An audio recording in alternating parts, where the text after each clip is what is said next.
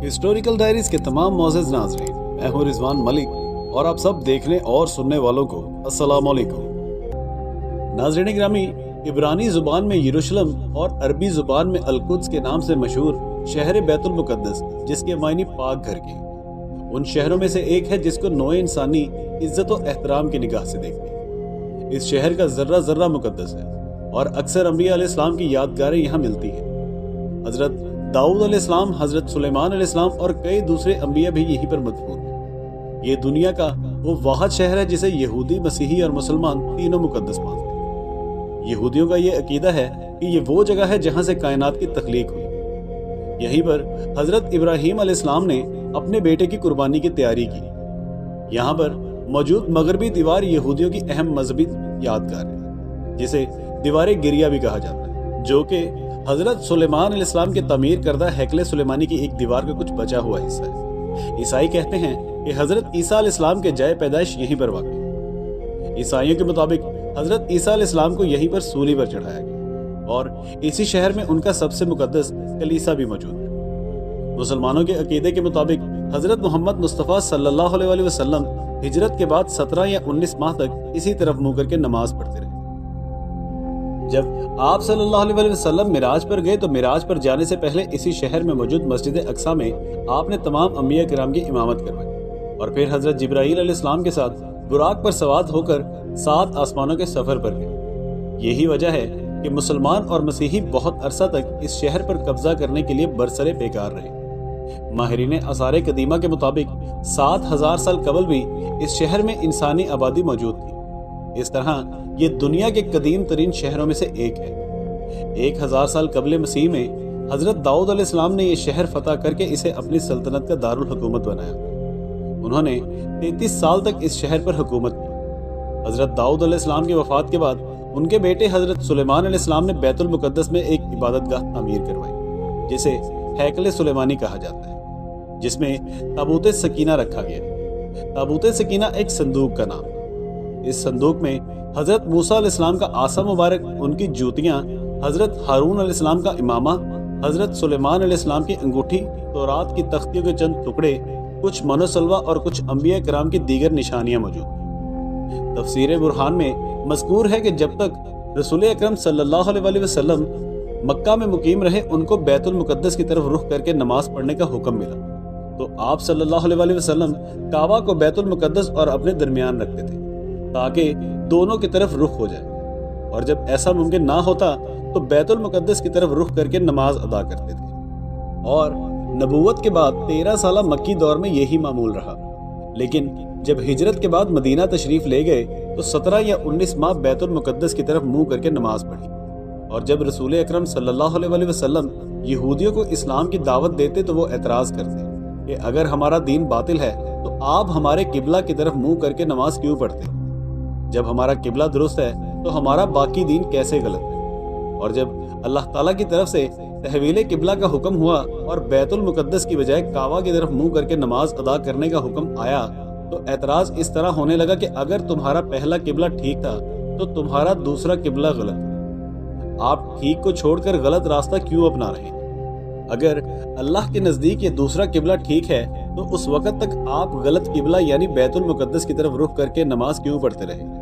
अल्लाह ताला ने उनके इस एतराज़ को उनकी बेवकूफ़ी से ताबीर फरमाया और इसका जवाब ये फरमाया कि मशरिक़ व मगरिब सब अल्लाह के लिए, और वो जिस तरफ मुंह करके इबादत करने का हुक्म दे तो उसमें कोई कबाहत नहीं, और उसके हुक्म की अताअत करना ही सीधा रास्ता है। बैतुल मुक़द्दस या काबा कोई ज़ाती खसूसियत हासिल नहीं है जिसकी बिना पर किबला सिर्फ वही हो सकता है, बल्कि किबला करार पाने के लिए जगह के तकद्दुस के साथ साथ अल्लाह का फैसला भी ज़रूरी है, क्योंकि किबला उसके हुक्म से बनता है।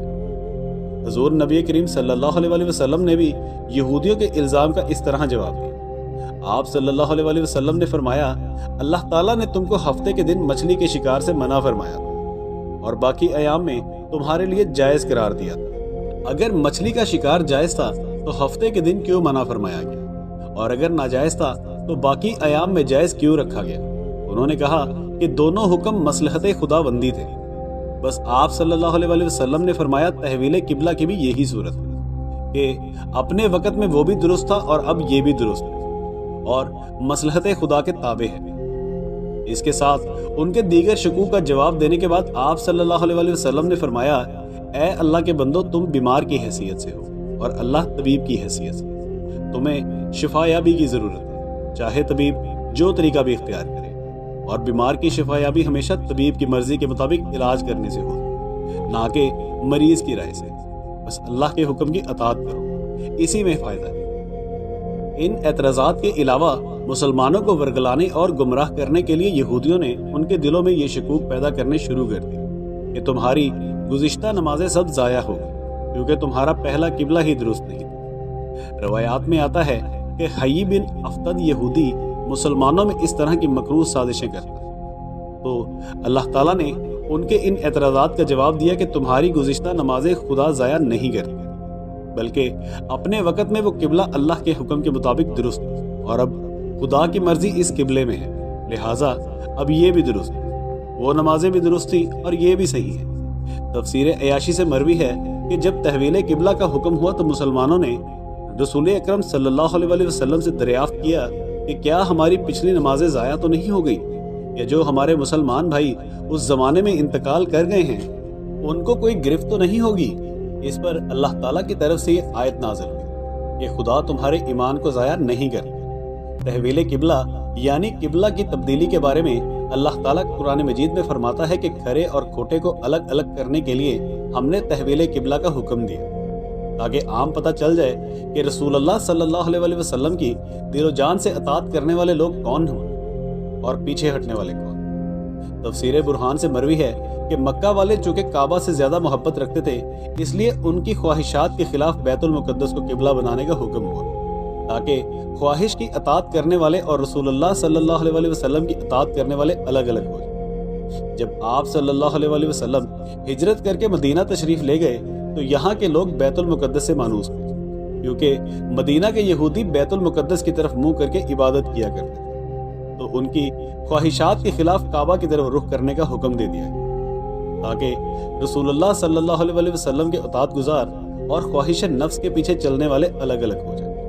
अगरचे ये बात बहुत गिरा और भारी थी, लेकिन जिन पर अल्लाह ताला की रहमत हो, उसी हिदायत और मेहरबानी शामिल हाल हो तो कोई बड़ी बात नहीं। रवायात में आता है कि जब यहूदियों ने हज़रत मोहम्मद सल्लल्लाहु अलैहि वसल्लम पर एतराज़ात किए तो आप सल्लल्लाहु अलैहि वसल्लम बहुत रंजीदा हुए और रात को घर से बाहर आकर अल्लाह के हुक्म के इंतज़ार में आसमान की तरफ देखे।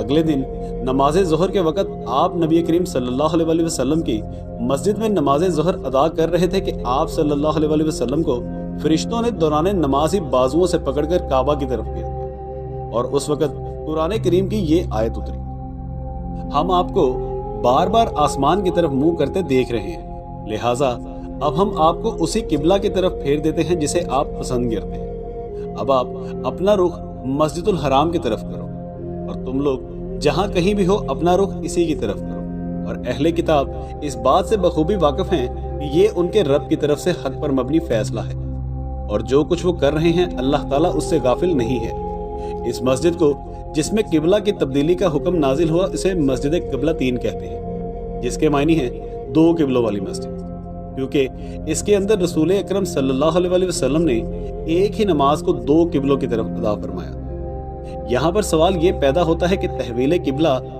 आप सल्लल्लाहु अलैहि वसल्लम के लिए इतना ज़्यादा ज़रूरी क्यों था, और आपको इसका इंतज़ार इतना क्यों था कि रात को घर से बाहर निकलकर आसमान की तरफ देखें और वही का इंतज़ार फरमाते हैं। इसके बारे में मुफस्सिरीन ने बयान किया है कि एक तो अल्लाह ताला ने वादा फरमाया कि आपका किबला बैतुल मुक़द्दस से तब्दील करके खाना काबा को करार दिया जाएगा, लिहाजा आप मुंतज़िर थे। इब्ने अब्बास रज़ी अल्लाह ताला अन्हु से मरवी है कि खाना काबा हज़रत इब्राहीम अलैहिस्सलाम और आप सल्लल्लाहु अलैहि वसल्लम के दीगर आबाओ अजदाद का किबला था, इसलिए आप सल्लल्लाहु अलैहि वसल्लम को इससे मोहब्बत थी और ख्वाहिश थी कि हमारा किबला भी वही हो। इसके साथ साथ यहूद की तानाजनी भी हद से बढ़ चुकी थी, और चूंकि अरब अक़वाम को काबा से मोहब्बत थी, इसलिए काबा के किबला होने की ख्वाहिश आप सल्लल्लाहु अलैहि वसल्लम के दिल में थी, ताकि अरब कौमें ज़्यादा से ज़्यादा दीन इस्लाम की तरफ राग़िब हो सके। उलमा यहूद व नसारा को भी इस बात का बखूबी इल्म था कि काबा की तब्दीली का हुक्म अल्लाह ताला की तरफ से है, लेकिन फिर भी एतराज़ करते थे। इलामा तिबरसी रहमतुल्लाह अलैह ने बयान फरमाया है کہ ان کو اس لیے بھی علم تھا کیونکہ سابقہ انبیاء کرام کی بشارت تھی کہ آنے والے نبی کی فلاں فلاں صفات ہوگی، اور ان صفات میں سے ایک یہ بھی بتائی گئی تھی کہ وہ 2 قبلوں کی طرف نماز پڑھے گا۔ لیکن یہودیوں کی ہٹ دھرمی غلط فہمی کی وجہ سے نہیں بلکہ بغض پر مبنی تھی، اس لیے انہوں نے رسول اکرم صلی اللہ علیہ وسلم کی دعوت اسلام کو نہ صرف ہمیشہ ٹکرایا بلکہ ہمیشہ کسی نہ کسی بات پر اعتراض کرتے رہے۔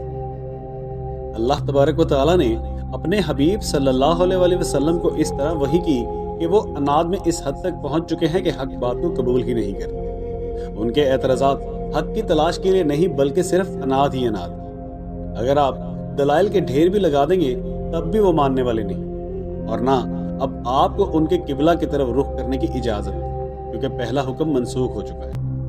اور یہ یہود و نصارہ آپ کے حکم کو تو کیا مانیں گے جبکہ ان کے اپنے درمیان بھی قبلہ میں اختلاف ہے، وہ بھی ایک دوسرے کے قبلہ کی طرف نہیں جھکے۔ تفسیر المجمع البیان میں ہے کہ نصارہ مشرق کی طرف منہ کرتے رہے جس طرف حضرت عیسیٰ علیہ السلام کی جائے ولادت تھی، اور یہودی بیت المقدس کی طرف منہ کیا کرتے۔ جی تو ناظرین، یہ تھی ہماری آج کی ویڈیو۔ اگر آپ کو ہماری ویڈیو اچھی لگی تو ہماری ویڈیو کو لائک کیجیے گا اور ہمارے چینل ہسٹوریکل ڈائریز کو سبسکرائب کرنا مت بھولیے گا۔ اس کے ساتھ ہی اگلی ویڈیو تک کے لیے ہمیں اجازت دیجیے۔ اللہ نگہبان۔